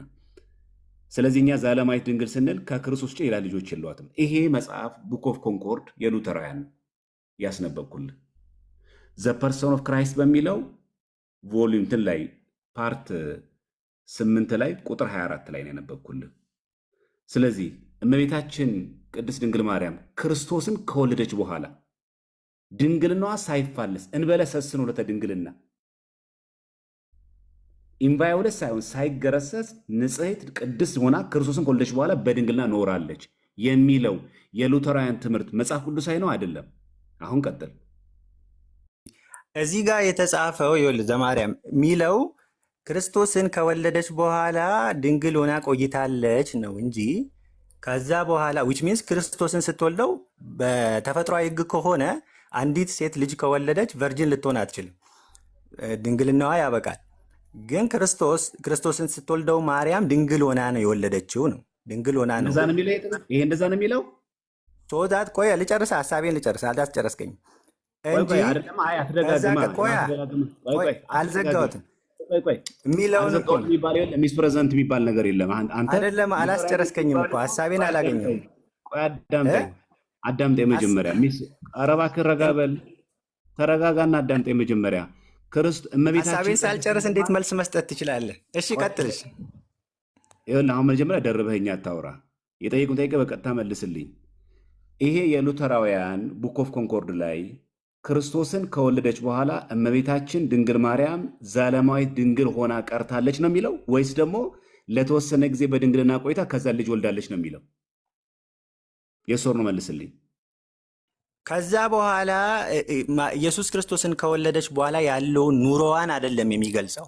ኢየሱስ ክርስቶስን ስትወልደው ወይንም ኢየሱስን ከወለደችው በኋላ ስቲል ሪሜንስ ቨርጂን ነው የሚለው ዊች ሚንስ ድንግልናዋ አልቀረም ክርስቶስን ስትወልደው ነው በቃ እንጂ ይሄን እንግዲህ ቀጥሎ ኢየሱስን ከወለደችው በኋላ ሌሎች ልጆች አልወለደችም ስቲል አሁንም ድንግል ነች የሚል ከሆነ ሌላ ማብራሪያ ያስፈልገዋል ማለት ነው። ሉተራውያን እመቤታችን ቅድስት ድንግል ማርያም ክርስቶስን ከወለደች በኋላ በድንግልና ኖራለች የሚለው ይሄ ትምህርታቸው ትክክል ነው አይደለም? እንደዛ አይልም እኮ አንተ ነህ እያልክ ያለው።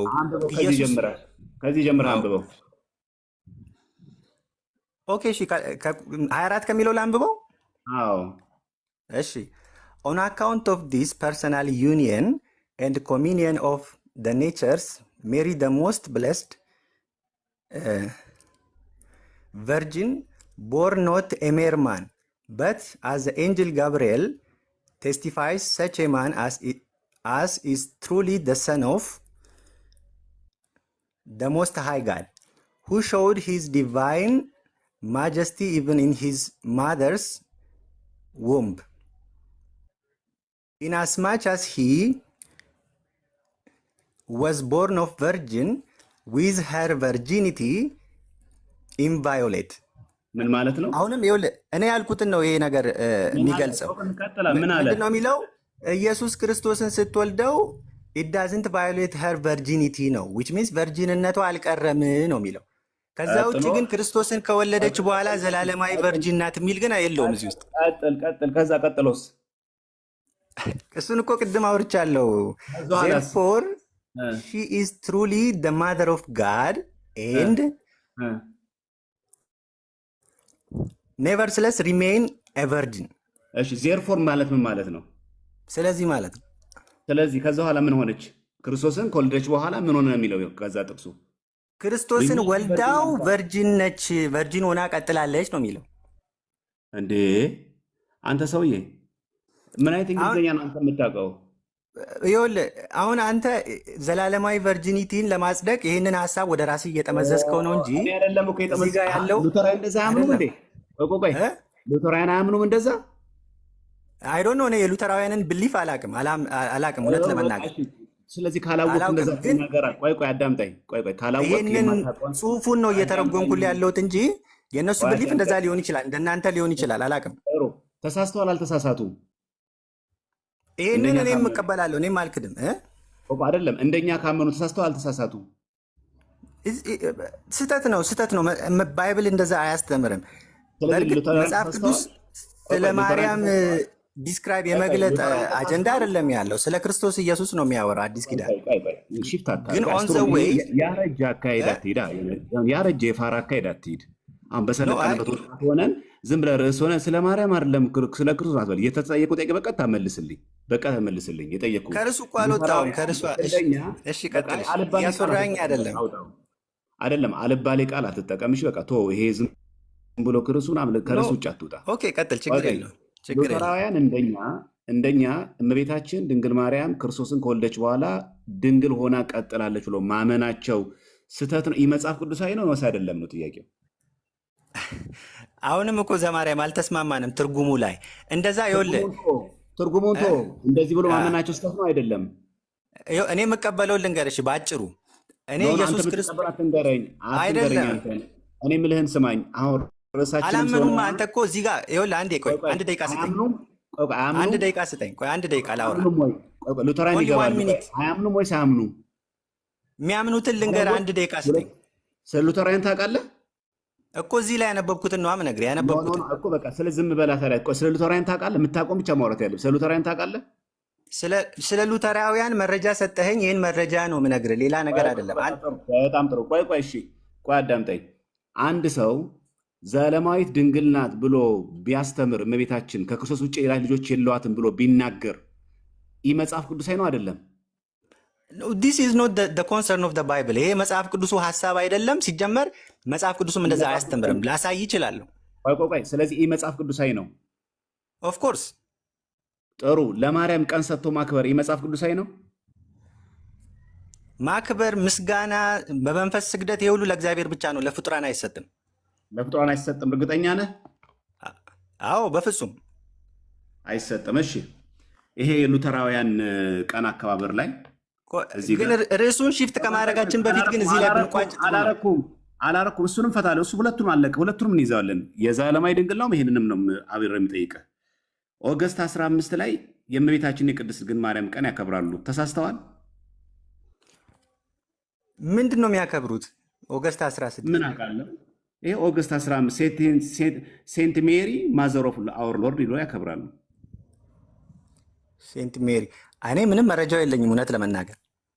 ቀን ሰጥቶ ግን ቅዱሳንን ማክበር መጽሐፍ ቅዱሳዊ ነው? ቀን ሰጥቶ በአዲስ ኪዳን ምንም አይነት በዓላትና ክብረ በዓላት እንኳን በአዲስ ኪዳን የተጻፈ በመጽሐፍ ቅዱሳችን የለም። ቀን ቆጥሮ በወር በማቻ ምናምን እንዲህ አይነት በዓል ማክበር መንፈሳዊነት አይደለም ይላል መጽሐፍ ቅዱስ። ጥሩ። ስለዚህ እነዚህ ጣዖት አምላኪያን ናቸው እንደዚህ የሚያደርጉ ሰዎች። እኔ ይህን ቀን በመስጠታቸው ጣዖት አምላኪ አላልኩም። ቀን በመስጠታቸው ነገር ግን ነው አይደለም። ምን ቀን ሰጥቶ ይሄው ልጨምርልህ። ለምሳሌ ተመልከተው እዚህ ጋር የሚታይ ከሆነ በየወሩ ያለው ማለት ነው። ለምሳሌ እዚህ ጋር ስትመለከት የሐዋርያው ቶማስ ቀን ዲሴምበር 21፣ ከዛ በ26 ደግሞ የሰማዕቱ እስጢፋኖስ ቀን ብሎ ያከብራሉ። ፕላስ በጣም የሚገርም ነገር እዚህ ጋር ተመልከተው ኦገስት 15 የእመቤታችን ብለው ሴፕቴምበር 14 ደግሞ የቅዱስ መስቀሉ ቀን ብለው ያከብራሉ። ከዛ ደግሞ ሴፕቴምበር 29 የቅዱስ ሚካኤልና የሁሉም መላእክት ቀን ሴንት ሚካኤል ኤንድ ኦል ኤንጅልስ ነው የሚለው። ቀን ሰጥቶ ቅዱሳንን ማክበር መጽሐፍ ቅዱሳዊ ነው አይደለም? ማክበር አሁን ይኸውልህ እኔ አይ ዶንት ኖ ዴር ሞቲቭ፣ የእነሱ ሞቲቭ አላቅም። ነገር ግን ቅዱሳንን ማክበር፣ ማመስገን፣ ለእነሱ መዘመር፣ ወደ እነሱ መጸለይ። ቆይ አንዴ አይደለም፣ ቆይ አዳምጠኝ። ቆይ ሌላ ቦታ አትሂድ። እነሱ አሁን ይህንን ስላደረጉ ሚስፕሬዘንት አታር። ይህን ስላደረጉ እነሱ ጣዖት አላመለኩም። እኔ ጣዖት አመለኩ አላልኩም። ወይ ደግሞ እነሱ እንደዚህ ቀን ሰጥቶ ሲያከብሩ እያመለኩን አላልኩም። ለምሳሌ የቅዱስ እንድሪያስን ቀን ይሄ እንደምታየው ኖቨምበር 30 ሲያከብሩ እያመለኩት ነው አላልኩም። እኔም አላልኩም፣ እነሱም አላሉ። ባላሉት ነገር ጉዳይ ላይ ሌላ ስም መስጠት አይገባም። ጥያቄያችን ግን ምንድን ነው? ቀን ሰጥቶ ግን በዚህን ቀን ሐዋርያው እንድሪያስ ነው፣ በዚህን ቀን ሐዋርያው ታዲዮስ ነው፣ በዚህን ቀን ዮሐንስ ወንጌላዊ ነው። ዲሴምበር 27 እንደምትመለከተው በዚህን ቀን ደግሞ የእመቤታችን ቀን ነው ብሎ ማክበር ግን ከመጽሐፍ ቅዱስ ላይ ያልተሰፈረ። ሉተራውያን ያውም የፕሮቴስታንት ወገኖች እንዲህ ሲያከብሩ ከመጽሐፍ ቅዱስ ወጥተዋል ወይስ አልወጡም? ማክበራቸው ትክክል አይደለም። እኔ አልቀበሉ። ከመጽሐፍ ቅዱስ ወጥተዋል።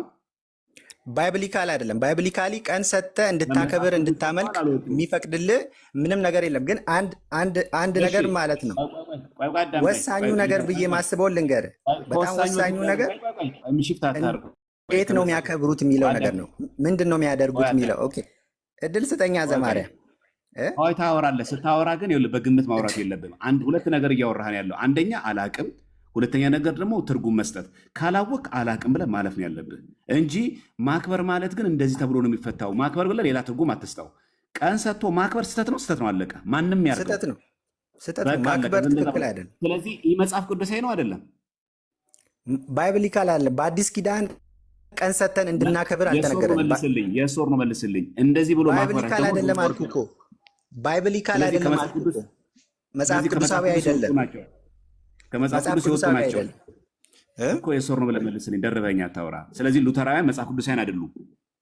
ኖ አይ አም ኖት ጀጅ ማድረግ አልችልም። ይሄን በማድረጋቸው ግን ምንድን ነው የምለው መሰለህ፣ ይሄን በማድረጋቸው ጥሩ ላቅልልህ፣ ትክክል አይደሉም ነው።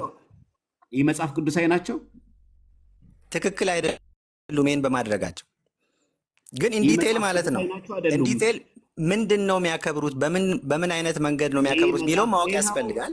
በቃ አለቀ። ሙሉ ሲጀመር ርዕሱ ራሱ ፌስትስ ኤንድ ፌስቲቫልስ ነው የሚለው። ሲጀመር ራሱ ኦርጉ ራሱ ዶት ኦርግ ነው ስትና ሉተራውያን ሚስሮይድ ሲኖድ ናቸው።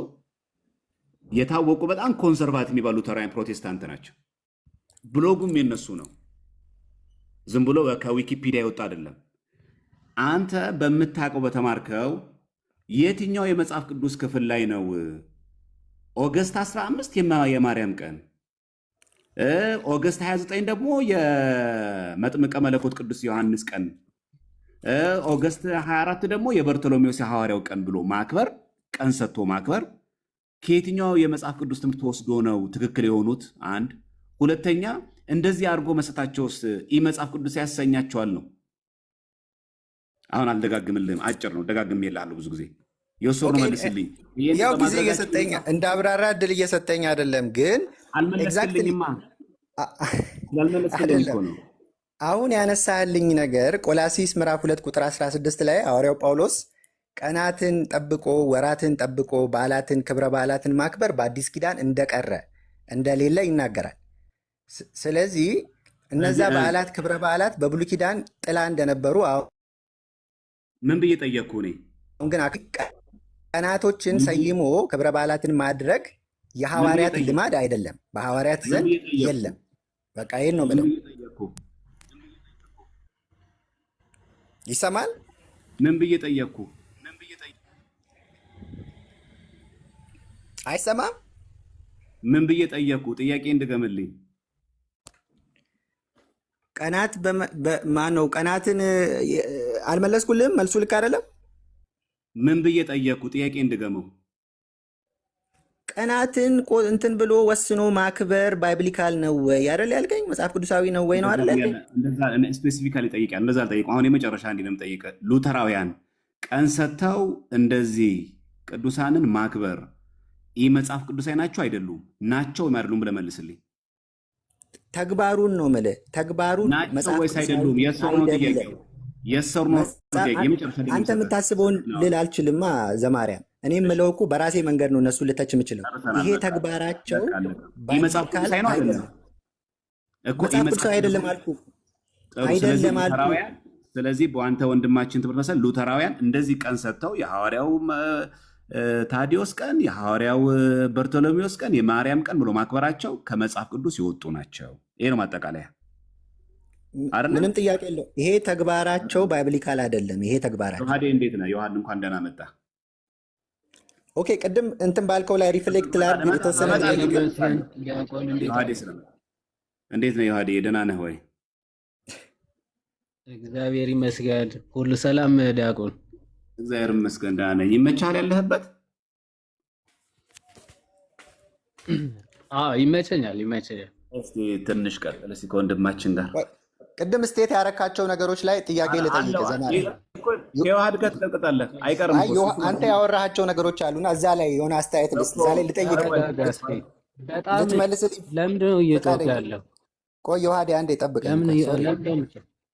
ቆይ ዮሐዴ አንዴ አንተ ራስህ ተረጋጋና ቆይ አንዴ።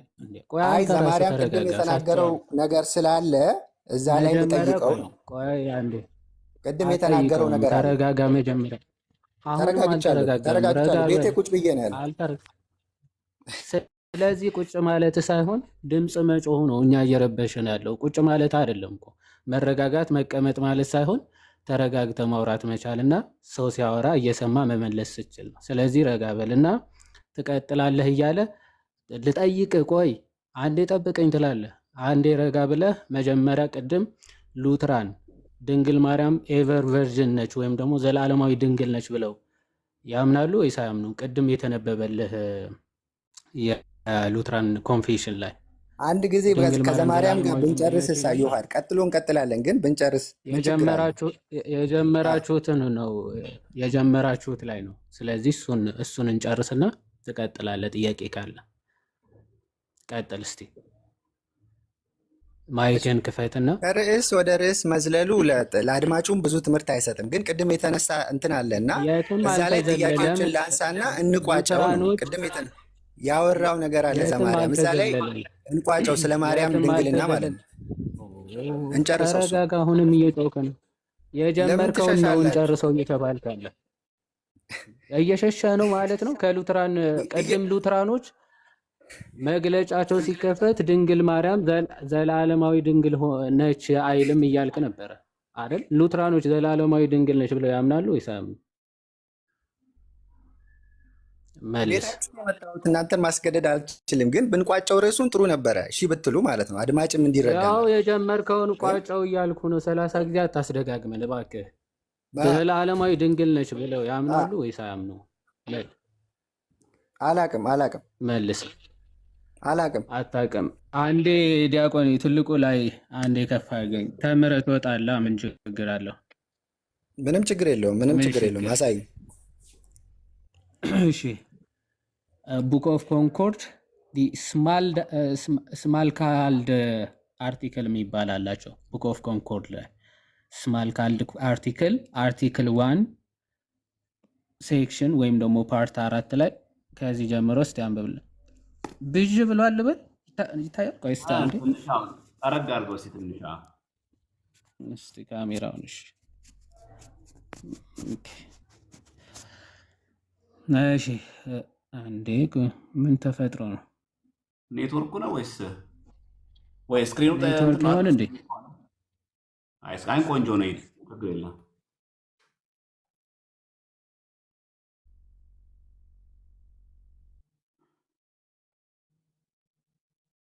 እስቲ ደግሜ ልክፈተው። እንትን ካለ አሁን አይ ቲንክ ይሻላል መሰለኝ አይደል? እሺ አርቲክል 4 ከዚህ ጀምሮ አይ ቲንክ እንግሊዘኛም ጥሩ ስለሆንክ እስቲ ከዚህ ጀምሮ አንብብልኝ። that the son became man ከሚለው። እሺ ምንድነው የምታነበው? ምንድነው? እስኪ ያሳይ መጽሐፍ። እየተከታተልከኝ አልነበረም? ቡክ ኦፍ ኮንኮርድ ምን ይላል? ስማል ካልድ አርቲክል ማለት ነው። ስማል ካልድ አርቲክል ነው የሉትራን ኮንፌሽን ማለት ነው። ቡክ ኦፍ ኮንኮርድ የምታውቀው ከሆነ ስማል ካልድ አርቲክል ላይ ነው ያለው እና ፓርት 1 ሴክሽን 4 ላይ ሴክሽን 4 ያለውን ነው። እሺ ቀጥል አንብብልኝ አንዴ። ላንብብ? እሺ ደግሞ እሺ ሴክሽን 4 እችን ሆነች። እሺ አነባለሁ ችግር የለም። that the son became man in this manner that he was conceived without the cooperation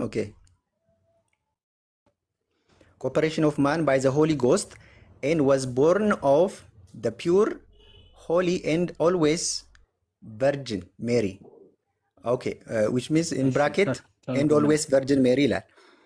ኦኬ ልቀጥለው ወይስ? አይ ተርጉሙ። አሁን ያ ምንድነው የሚለው? እዚህ ጋር ያለችው የመጨረሻዋ ቨርስ በቅንፍ ውስጥ ያስቀመጠው ኦልዌይስ ቨርጅን ሜሪ የሚለው ማርያም ሁል ጊዜ ድንግል ነች የሚል ነው። አይዋ ኤልዌይስ ማለት ኤቨር ማለት ነው አይደል? ኦልዌይስ እንግዲህ ማለታቸው እናንተ እንደምታምኑት ሊሆን ይችላል። ሜቢ ሁልጊዜ ማለት ነው። ኦልዌይስ ሁልጊዜ ማለት ነው። ኦኬ ፈርዘር ከሉተር ከራሱ ጽሁፍ ላምጣል። ሌሎች ልጆች አልወለደችም የሚል ማለት ነው። ሴርሞን ሴርሞን ኦን ጆን 12 የሚል ጽሁፍ አለው ወይም ደግሞ ስብከት ማለት ነው። ስለ ዮሐንስ ወንጌል ምዕራፍ 2 ከቁጥር 12 ላይ ሲያብራራ ሉተር ገጽ 98 ላይ ምን ብሎ ይናገራል መሰለ? እዚህ ጋር ቃል በቃል ሉተር ነው ናው ኮሽን ከላይ ጀምሮ ምን ይናገራል? የክርስቶስ ወንድሞች ሐዋርያቶች የተባሉ አሉ በመጽሐፍ ቅዱስ ላይ ማቴዎስ ወንጌል ምዕራፍ 2:21 ማቴዎስ 12 እየጠቀሰ ይመጣና የክርስቶስ ወንድሞች የተባሉ ብዙ አሉ። ግን አሁን ናው ዘ ኮሽን ሜይ ኦኮፓይ ይላል። አሁን የክርስቶስ ወንድሞች እየተባሉ ሲነገር ወይም ደግሞ መጽሐፍ ቅዱስ ሲጻፍ ናው ዘ ኮሽን ምን ጥያቄ ሊፈጠር ይችላል ነው ሜይ ኦኮፓይ አስ ሃው ክራይስት ኩድ ሃቭ ብራዘርስ ነው። ክርስቶስ እንዴት ወንድሞች ሊኖሩት ይችላሉ? ሲንስ ምክንያቱ he was the only son of Mary ይላል። he was the only son of Mary ብቸኛ የድንግል ማርያም ልጅ ሆኖ ሳለ እንዴት ነው ወንድሞቹ? በነገራችን ላይ for your information ምናልባት ማስረጃ ካለ ትሰጠናለህ። የድንግል ማርያም ልጅ ወይም ደግሞ የማርያም ልጅ ተብሎ የተጠቀሰ ብቸኛ መጽሐፍ ቅዱስ ላይ የሚገኘው ክርስቶስ ብቻ ነው። the only son of Mary ክርስቶስ ብቻ ነው። አይ ሌሎቹም ልጆቿ ወይም ደግሞ የወለደቻቸው ተብሎ የተጠቀሰ አንድ ለናሙና ካለ እስከዚያ ጥቅስ አዘጋጅ። ሶ ሲንስ he was the only son of Mary የድንግል ማርያም ብቸኛ ልጅ ሆኖ ሳለ እንዴት ነው ወንድሞቹ የተባለው ይላል። and ይልና ቀጥሎ and the virgin Mary bore no children besides him ይላል። ያው and the virgin Mary ድንግል ማርያም bore no children besides him ከሱ ውጪ ልጆች አልወለደችም ይላል። ኦኬ አልወለደችም። ስለዚህ ወንድሞች የተባሉት ከምን አንጻር ነው የሚለው አንዳንዶቹ የዮሴፍ ልጆች ከድንግል ማርያም በፊት የወለዳቸው ልጆች ናቸው የሚለው አሉ። ግን ብሎ የራሱ ሐሳብ ያስቀምጣል ከምን አንጻር ወንድሞች እንደተባለ አብረው ከማደጋቸው አንጻር የዮሴፍ ልጆች ከመሆናቸው አንጻር እንጂ የድንግል ማርያም ልጅ በፍጹም አይደሉም ብሎ በግልጽ ያብራራል። እስከታች ሄደህ ብታነበው ሐሳቡ ማለት ነው። ሶ ሉትራኖች ድንግል ማርያም ኤቨር ቨርጅን ነች ብሎ ያምናሉ። ስተዋል ወይስ ትክክል ናቸው ወንድሜ? ኦኬ ቴንክ ዩ። ኦልዌይስ ቨርጅን የሚለው ቅድም ያነበብ ነው እንግዲህ ሁልጊዜ ምንም ልጅ አልወለደችም ማርያም ወይም ኮንቲኒየስሊ እንዳንተ እንዳላችሁ ዘላለማዊ ድንግል ነች ተብሎ የሚታሰብ ከሆነ እኔ ስተዋል ብዬ ነው ማምነው። ትክክል ነው ብዬ አላምንም። ኦፍኮርስ ማርያም ቨርጂን ሆኗ መቀጠሏም ቨርጂን አለመሆኗም ለእኛ የሚጠቅመን ነገር አለ ብዬ አላምንም። ግን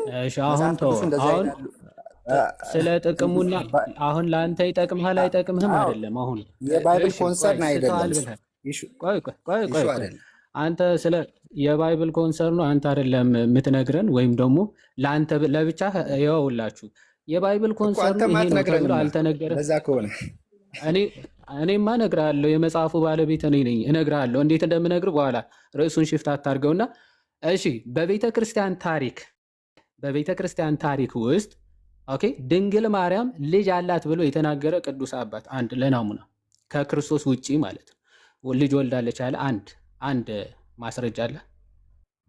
በቤተ ክርስቲያን አስፈላጊ አይደለም። ባይብል መጽሐፍ ቅዱስ በእጃችን ኖሮ መጽሐፍ ቅዱስ የሚናገረው ነገር ኖሮ መጽሐፍ ቅዱሱ ላይ ምላሽ መስጠት ካልተካሄዶ ነው እንግዲህ ባይብል የሚለውን ምላሽ መስጠት ባይብል ይላል። አሁን ከአንተ መልስ የተረዳው ለናሙና ያክል አንድ ቅዱስ አባት ልጅ አላት ብለው እንደማያምን ነው። እኔ አልሰጠውም ማለት ቆይ እሺ እኔ አልሰጠውም ማለት የለም ማለት ላይሆን ይችላል። የኔ እውቀት ምናልባት ቸርች ፋዘርስ ላይ የተሻለ ከኔ የተሻለ እውቀት ያላቸው ሰዎች ሊያመጡ ይችላል። እኔ ግን አላቅም። እኔ ከቸርች ፋዘር አማርኛ የሚሰማ ከሆነ አንድ የምታውቀው አለህ ወይ? ለናሙና ማለት አንድ እንደው ዝም ብለህ ሰው ሲያወራም የሰማኸው እንደው በስህተት እንዲህ ሲወራ ሰምተህ ልክ አሁን ሲወራ ሰምታችሁ እንደ ትምህርት እንደምትይዙት እንደዛ እንደው ሲታለፍ ራሱ የሰማኸው አለ? አለም ማርያም ልጅ አላትም። ይኸውልህ ስማኝ፣ ማርያም ልጅ አላትም የላትምም የሚል አላቅም። እኔ አላትምም የላትምም የሚል አላቅም። ሰምተህ አታውቅም? አይ የላትምማ ሰምቼ ሳይሆን ኖ ዝም ብለህ እንደው አይደለም። እኔ አላነበብኩም። እንደዛ ሳይሆን በአንተ እንትን ሳይሆን እኔ አላነበብኩም። አንተ አንብበህ አንተ ብታነብም እንዲህ አይነት ንግግሮች አትናገርም ነበር። አለማንበብ ነው እንደዚህ አይነት ወሬዎች እንድታወራ እኮ የሚያደርግ። የአንተ አለማንበብማ አወቅን። ቆይ ቆይ ቆይ ቆይ፣ ተደርበ ለማውራት አትሞክር ወዳጄ። ብታነብ ኖሮ ደፍረ እንደዚህ አይነት ንግግሮች እንደማትናገር እኮ እናውቃለን። ማለት ምክንያቱም የሚያነብና የሚያውቅ ሰው ለንግግሩ ጥንቃቄ ያደርጋል፣ ቢያንስ ይፈራል፣ በድፍረት አይናገርም። አባቶች ምን ብለው ያምናሉ? ኦኬ እንደዚህ ስተዋል ብለህ በድፍረት ለመናገር የደፈርከው እኮ የመጽሐፍ ቅዱስም የአባቶችም ትምህርት ባለማንበብህ ነው። እንደው ማንበብ ብቻ እኮ አይደለም፣ ሲታለፍ ራሱ የሆነ አባት እንዲህ ብሎ ያምናል ሲባል እንኳን ሰምተህ አታውቅም። ሁሉም አባቶች ከቅዱስ አግናጤዎስ ጀምሮ ብትመለከት ድንግል ማርያም ኤቨር ቨርጅን ነች፣ ወይም ደግሞ ድንግልና እንደተጠበቀ ዘላለማዊ ድንግል ነች የሚል ትምህርት ነው የሚታወቀው በአባቶች። ግን አንድ መናፍቅ ባይዘወይ ቪጅላንቴስ ሄልቪዴስ የተባለ ሌላ እንትን ውስጥ ገለጻ ውስጥ ከምትገባ እኔ ያለው ለምን ሌላ ነገር ትናገር? ብንወያያ ይሻላል። መሀይም ወይ አይኑ ትልቅ ነው ወይም ደግሞ እንትን ይባላል። እና ስድብ እኮ ምንም አያደርግም ዮሐድዬ፣ ችግር የለውም። አባባል ነው። አባባልም ጠልተ እውቀትም ጠልተ እንዴት ነው? አይከብድም? አባባል ነው ያልኩ።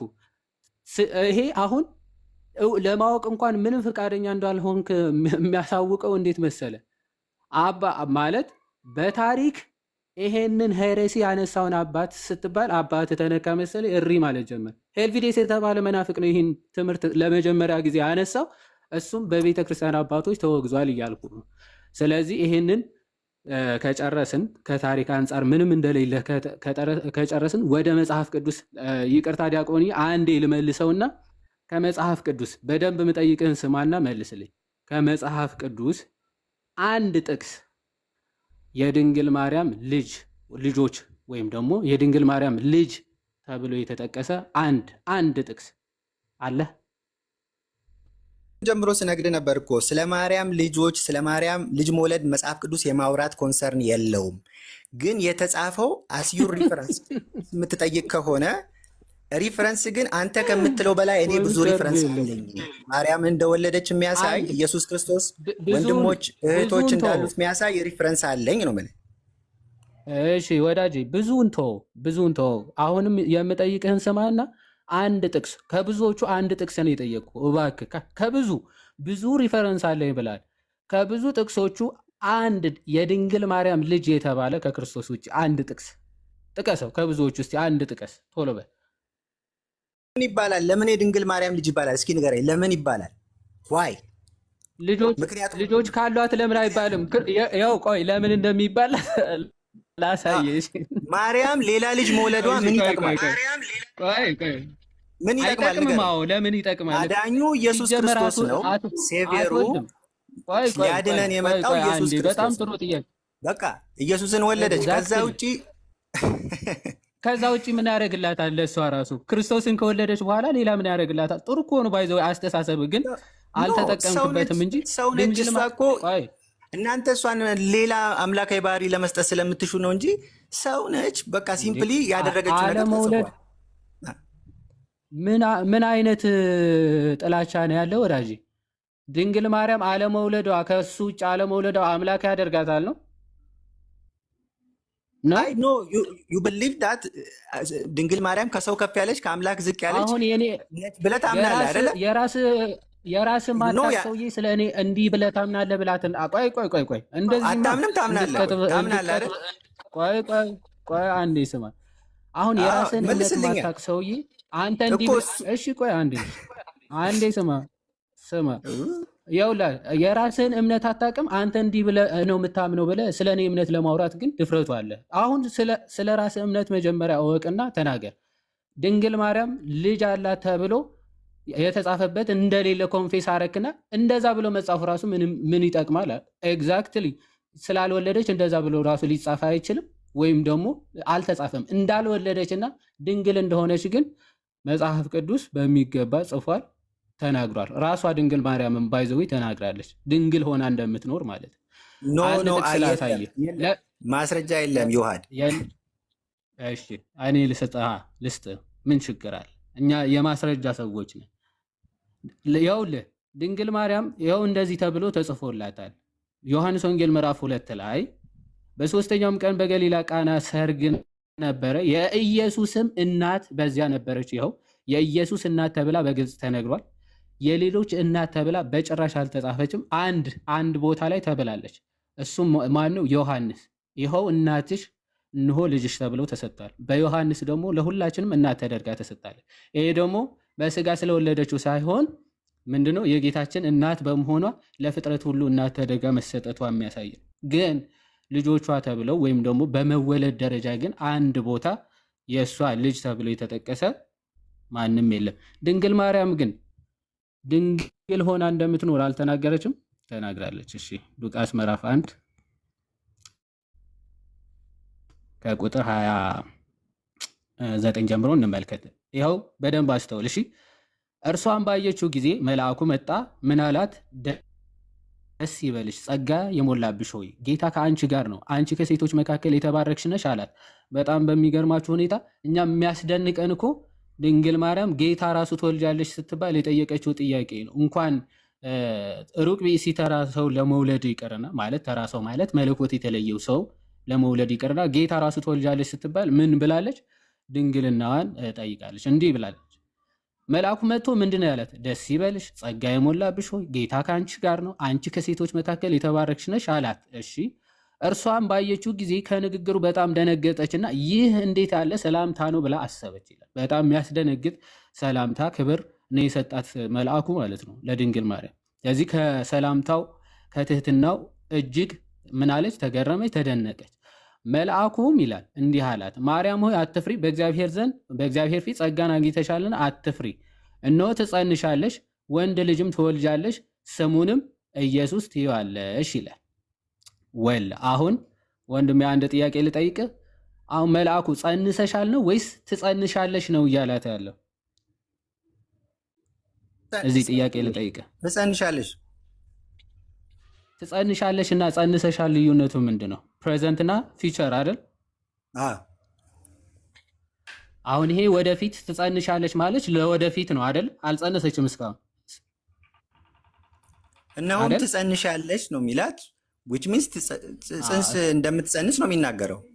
አዛት ሞመንት አሁን ግን አልጸነሰችም አይደል? ሜቢ አሁን እንደዛ ነው ሊሆን ይችላል። አልጸነሰችም ይሆናል። ብትጸንስ ጸንሰሻል ነው የሚላት ወይስ ትጸንሻለች ነው? አልጸነሰችም። እሺ ቴንክ ዩ። አይ እየተግባባን ለመሄድ ነው። በዚህ ሰዓት ግን ለዮሴፍ እጮኛ ነበረች ወይስ አልነበረችም? ወንድሜ ነበረች። እስኪ ማቴዎስ ላይ ነው የምታነበው? ምን ላይ ነው የምታነበው? አይ ሉቃስ ላይ ነው። እሺ ከፍ ብዬ ላሳይ እችላለሁ። እሺ ከፍ ብዬ ላሳይ። በስድስተኛው ወር መልአኩ ገብርኤል ናዝሬት ወደምትባል ወደ ገሊላ ከተማ ከዳዊት ወገን ለሆነው ዮሴፍ ለሚባል ሰው ወደ ታጨች ወደምትታጭ ሳይሆን ኦልሬዲ ለዮሴፍ ታጭታለች ኦልሬዲ ማለት ነው። ስለዚህ መጥቶ ትጸንሻለች፣ ወንድ ልጅም ትወልጃለች፣ ስሙንም ኢየሱስ ትይዋለሽ ብሎ ሲነግራት ምን ብላ ነው የመለሰችው? እርሱ ታላቅ የሆነ ምን ብሎ ተናገራት? የምትወልጁ ምንድነው? ወንድ ልጅ ትወልጃለች፣ ስሙንም ኢየሱስ ትይዋለሽ አላትና እርሱ ታላቅ ይሆናል፣ የልዑል ልጅም ይባላል። ጌታ አምላክም የአባቱን የዳዊትን ዙፋን ይሰጠዋል፣ በያዕቆብ ቤትም ላይ ለዘላለም ይነግሳል፣ ለመንግስቱ መጨረሻ የለውም ማለት። አሁን እየነገራት ያለው ልጅ ምን አይነት ነው? የልዑል ልጅ የሆነ መንግስቱ ፍጻሜ የሌለው በያዕቆብና በያዕቆብ ቤት ለዘላለሙ የሚነግስ ልጅን ትወልጃለሽ እያላት ነው። አሁን የታጨች ሴት እንዲህ ተብላ ለወደፊት ትወልጃለሽ ብትባል ከወንድ ጋር ሩካቤ ለማድረግ ያላት ሐሳብ ያላት ሴት ወይም ደግሞ ለታጨች ሴት መቼ ነው ማለት ያለባት? እንዴት ሊሆን ይችላል ነው ማለት ያለባት? ወንድሜ መልስልኝ። መቼ ነው ማለት ያለባት? እንዴት ይሆናል? ወንድ ስለማላውቅ እንዴት ይሆናል እኮ ነው ያለችው። ወንድ ስለማላውቅ እንዴት ሊሆን ይችላል? ኤግዛክትሊ። ለታጨች ሴት ትጸንሻለች ስትባል መቼ ነው ማለት ያለባት? ማለት እንደዚህ አይነት ሐሳብ ካላት መቼ ነው ማለት ያለባት? ወይስ ወንድ ስለማላውቅ እንዴት ሊሆን ይችላል ነው ማለት ያለባት? ጸንሰሻል አይደለም ያላት፣ ትጸንሻለች ነው። ጸንሰሻል ቢሆን እንዴ ከወንድ ጋር ሳልገናኝ ልትል ትችላለች። ምክንያቱ እኔ እኮ ወንድ አላውቅም ልትል። ይሄ ግን ፊቸርም ጭምር ነው። ስለማላውቅ ነው ያለችው ድንግል። ስለማላውቅ እንጂ ስላላወቅኩኝ አይደለም። ስለማላውቅ የሚለው ፊቸርን ነው የሚያሳየው። ለወደፊትም ከወንድ ጋር ሳልገና እንዴት ልጅ ይኖረኛል ብላ ነው የጠየቀችው አይደል? አንዲት ሴት ታጭታ እንኳን ታጭታ ይቅርና ሳትታጭ ለማግባት እቅዱና ሀሳቡ ያላት ሴት ወንድ ትወልጃለች ስትባል በብስራት በትንቢት